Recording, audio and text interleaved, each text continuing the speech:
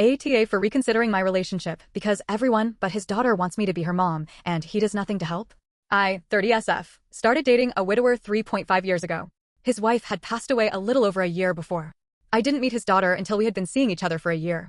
She was 5 when her mom died, and she's 9, almost 10 now. He told me he needed to see how we got along before we could ever consider living together or marriage, and I told him I expected that.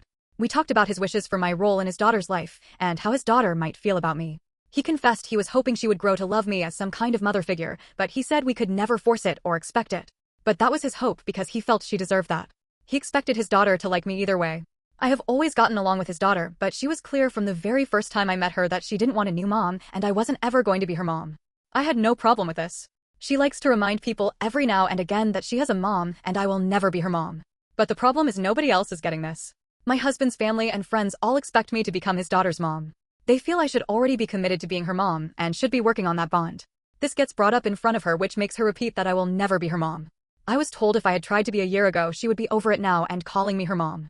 They consider 2.5 years of knowing her as more than enough time for me to have started filling that role. My partner doesn't tell them to stop. He doesn't remind everyone it can't be forced. He tells me. He tells his daughter. But then he doesn't correct his family when they call me his daughter's mother or ask her to tell me something. I do.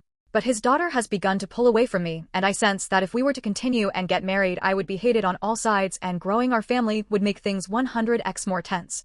We were discussing this, and I told him clearly that I was reconsidering our relationship because of this. Then his parents walked in and heard us, and they asked me how I could abandon his daughter and make her lose another mom. I told them that's the problem, and when my partner said nothing to his parents, I told him this is exactly why I don't think we can be together anymore.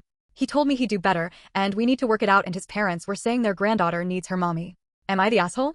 If this story kept you hooked, give it a like, share your thoughts below, and subscribe for more.